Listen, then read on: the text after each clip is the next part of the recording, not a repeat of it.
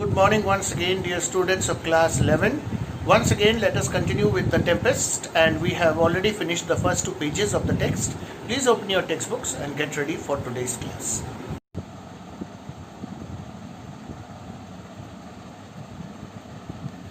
So, good morning once again, dear students, and let's continue with the text of The Tempest, Act 1, Scene 1. And we were doing the storm scene, and we had finished up to the end of the boatswain's speech, and then we have this speech of Gonzalo on your screen now, from where we will begin today's explanations. So please look at your textbook, or else please follow the text from what you see on your screen. Gonzalo says, "I have great comfort from this fellow. Methinks he hath no drowning mark upon him." What he means to say is that I have a kind of satisfaction in my heart. I feel quite comfortable when I look at this man, meaning the boatswain, because I think, methinks means I think, that he does not have any sign which shows that he will die by drowning. The meaning is explained down below inside the box. So you can just look at the explanation given here. This entire speech of Gonzalo is explained down below.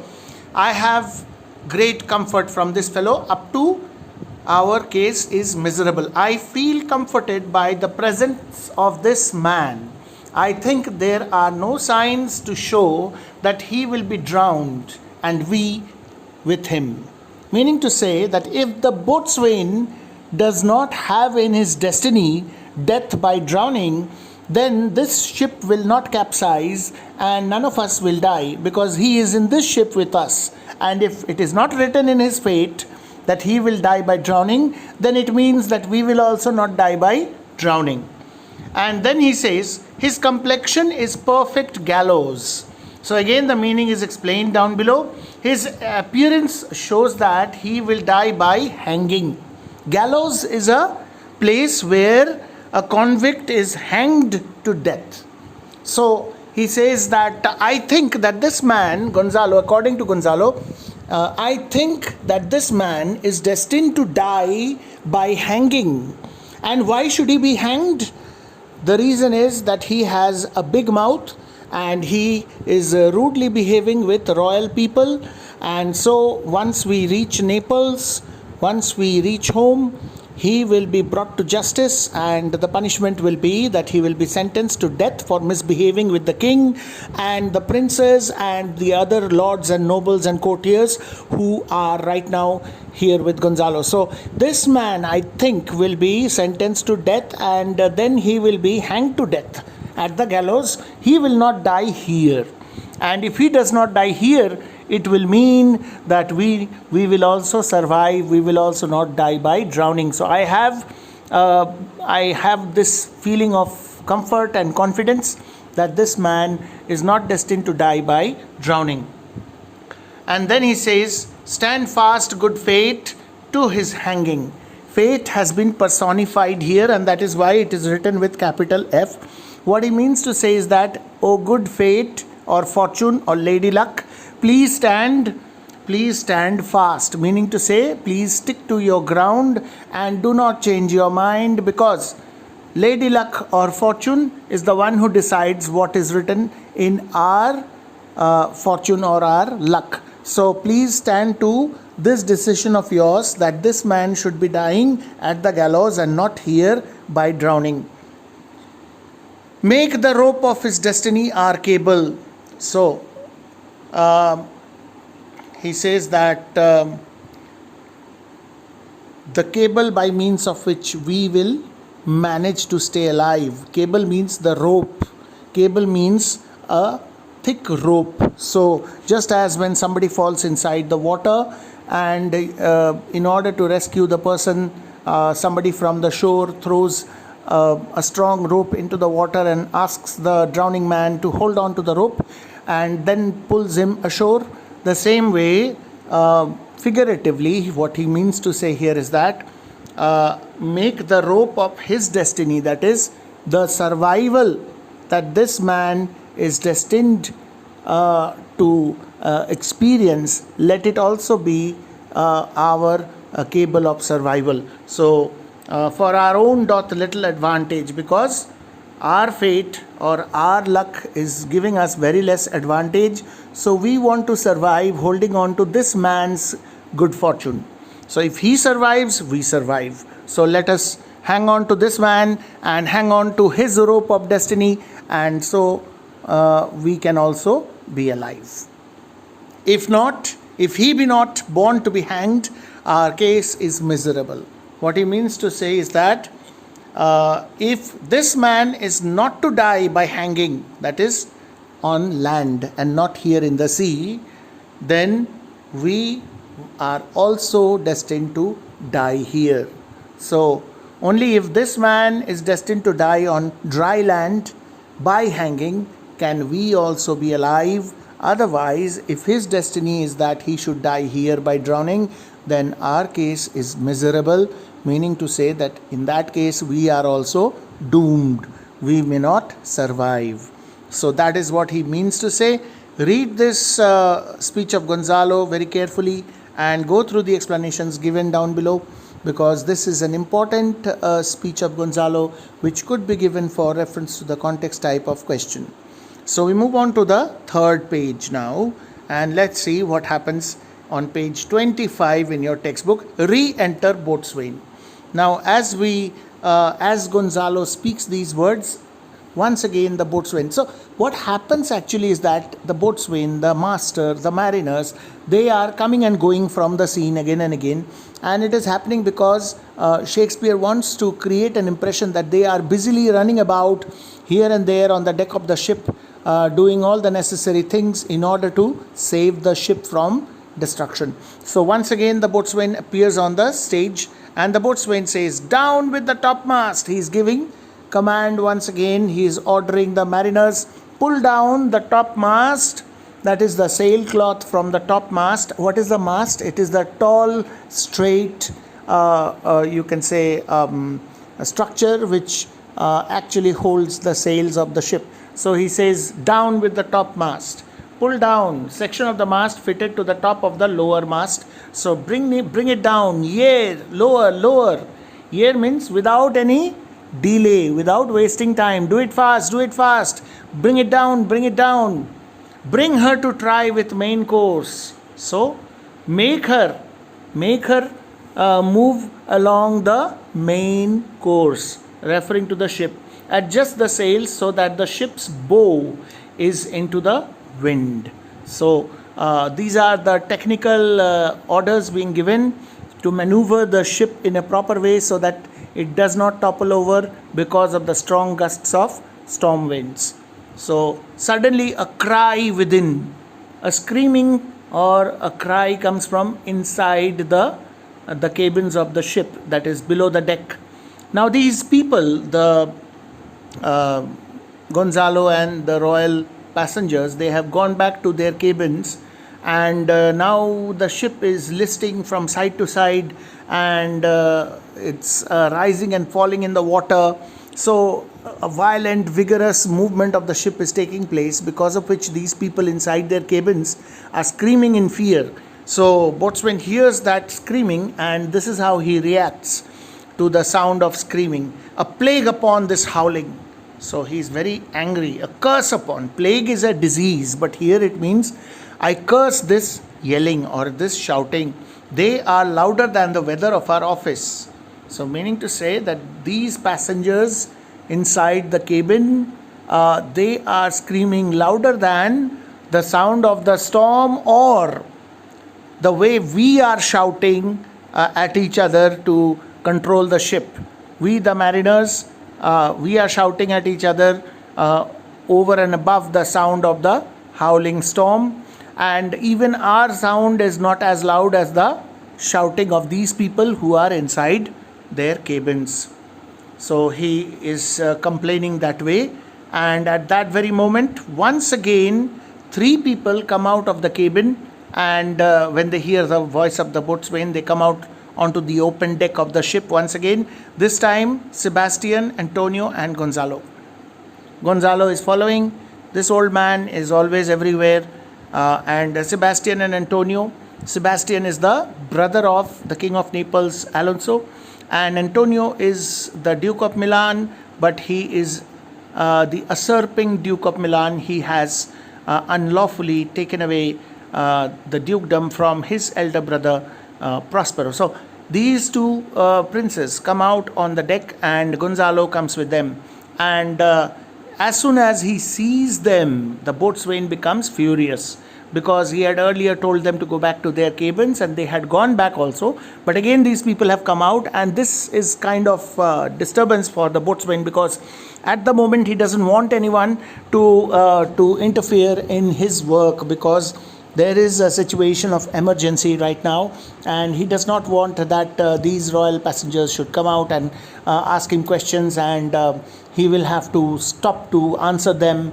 And in this process, the situation will go out of control, because he has to attend to the situation rather than answering the questions of these people. So the boatswain becomes angry to see them, and he says, "Yet again, you have come out once again. What do you hear? What do you want here? Why are you coming out, and why are you coming to me again and again? What do you want this time? Shall we give over and drown? You want us to give up? You want us to give up, and you want us to drown? You all want to die by drowning? Should we give up? We are making utmost effort to save the ship, but you people are always coming out and disturbing. Do you want us to give up? Have you a mind to sink? You want to sink with this ship? Do you have a mind? Do you have a mind in that? That is what he means to say, is that, do you think, or rather are you thinking of dying by drowning? You want to die? Sebastian says, "A plague on your throat, you bowling, blasphemous, incharitable dog." Look at this man. First of all, the boatswain is trying his level best to save the ship, and then the brother of the king is abusing him verbally using such nasty words. And he's saying, "A plague on your throat. I curse your throat. You shouting." Bowling means shouting or yelling. Blasphemous. Blasphemous means talking irreverently, meaning to say one who talks without showing respect. So you are a blasphemous person. You don't know how to talk. You don't even have any respect for the person to whom you are talking. And he also calls him incharitable, that is, one who has no charity, no sense of charity in him, no quality of charity. You are no better than a dog. Boatswain becomes very angry when he hears such abusive words from the mouth of Sebastian, and he says, "Work you then. Okay, fine. If I am like that, you work. I am not working anymore. This is your ship. Try and save it. I am giving up." Antonio says, "Hang, cur, hang. Hang, you dog. Go and hang yourself. You insolent noisemaker. You are such a great noisemaker, and you are a shameless fellow. We are less afraid to be drowned than thou art. We are less afraid to be drowned than you are. Don't think that we are afraid to die by drowning. We are less afraid than you." Gonzalo says, "I'll warrant him for drowning, though the ship were no stronger than a nutshell.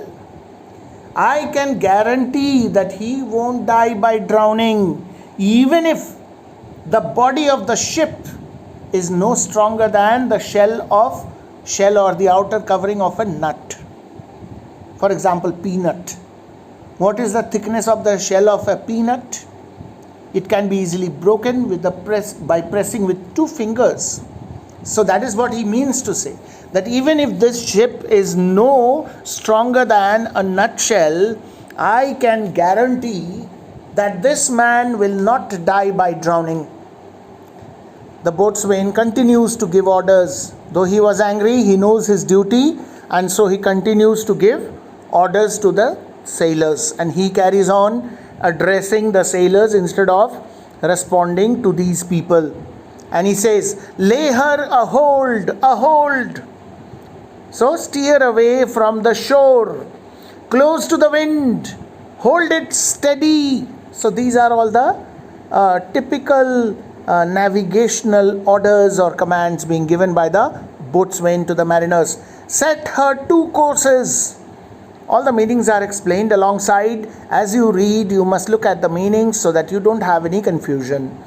So, set her 2 courses, meaning to say, sails attached to the lower yards of a sailing ship. So, off to sea again, lay her off.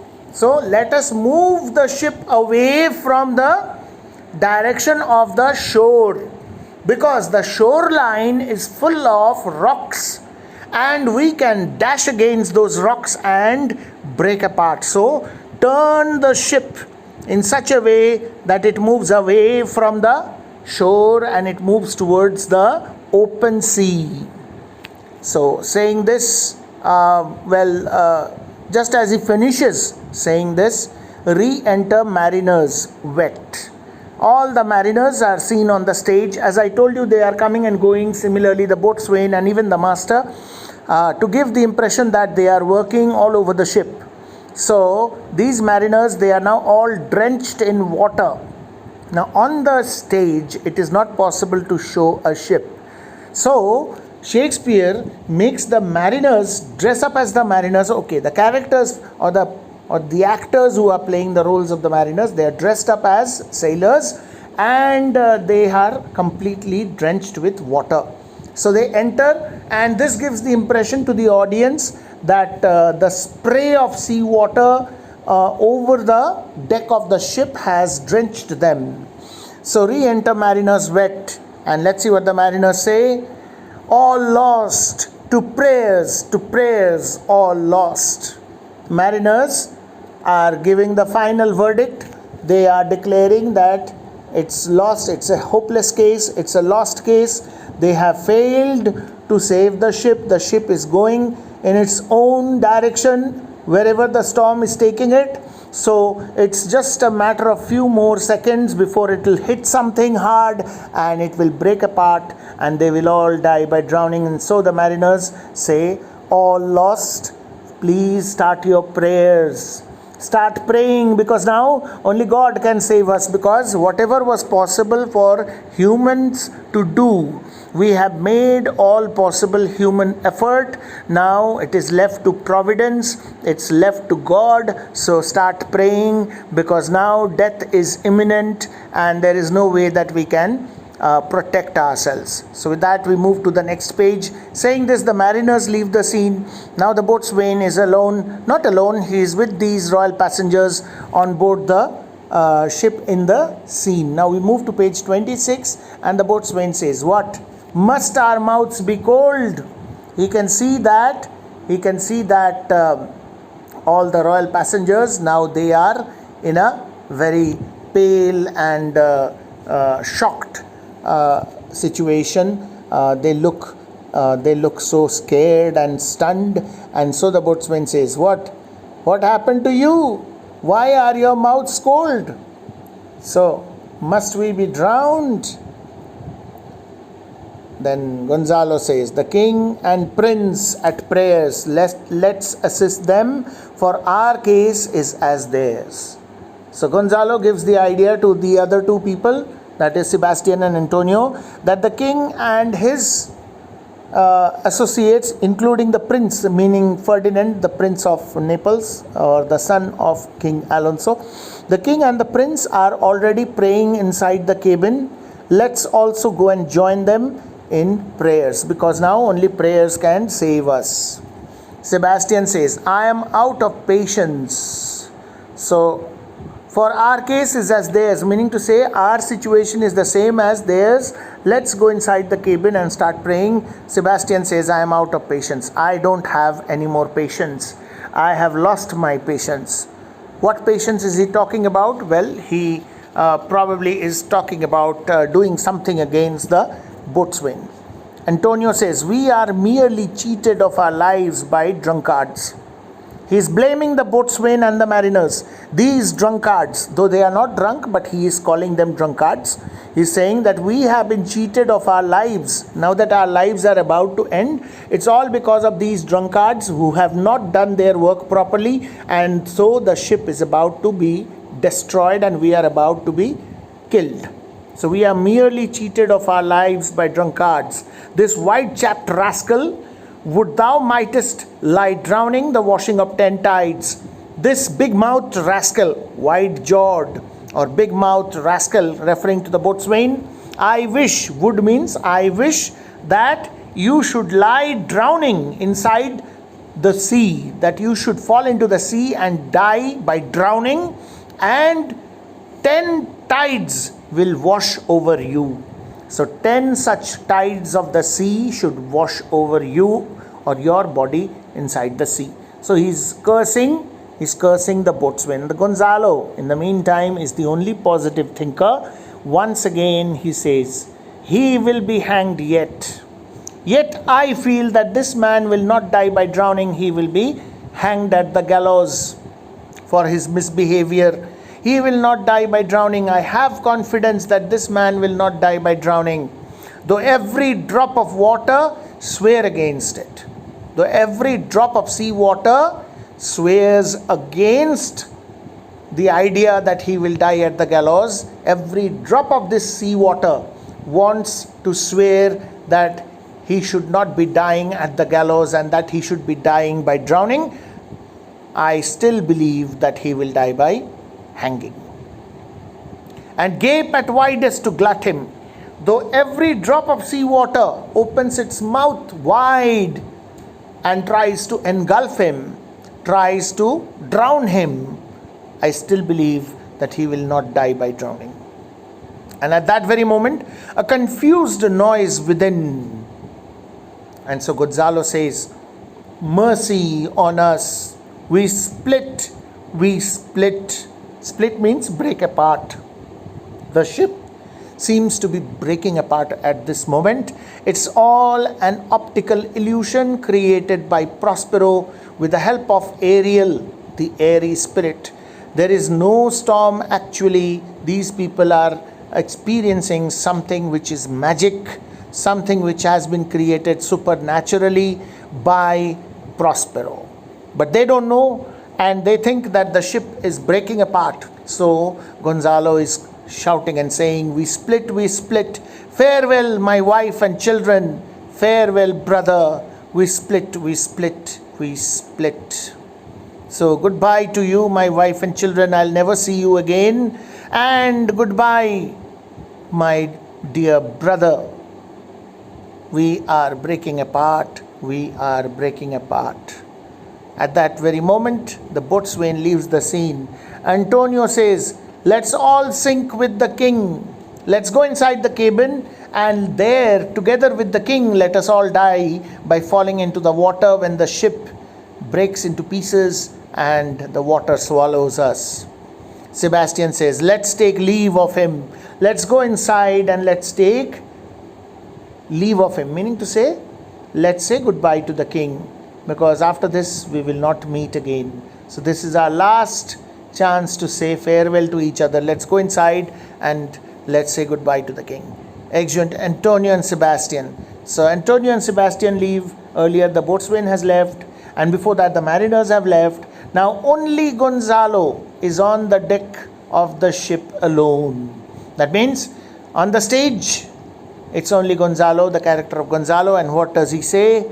Now would I give 1,000 furlongs of sea for an acre of barren ground, long heath, brown furs, anything, the will's above be done, but I would fain die a dry death.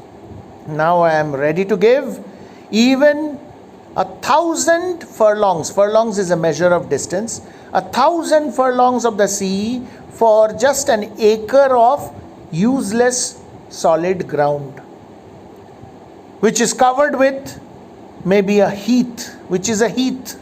Heath means open barren ground where nothing grows but brown furs. And what is brown furs? Well, plants that grow in poor soil, given in the meanings. So, doesn't matter what kind of ground it is. It could be a barren ground, it could be a piece of useless solid ground, it could be an open heath, but I am ready to give 1,000 furlongs of the sea for even just 1 acre of solid ground. Anything.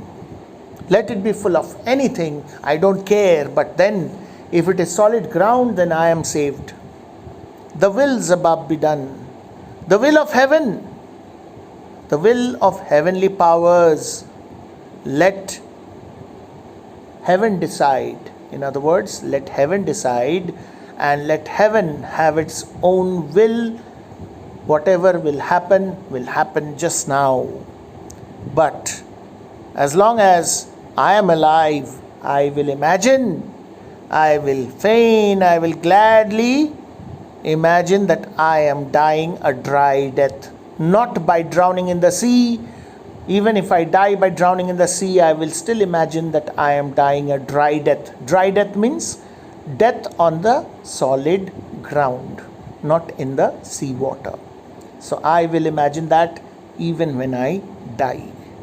Saying this, he leaves the scene and the scene comes to an end. So with that, we come to the end of Act 1, Scene 1 of The Tempest. And on your screen, once again, you can see the troubled ship during the course of this tempest. So that's it. Act 1, Scene 1 is over. All the extract based questions from your workbook you must complete as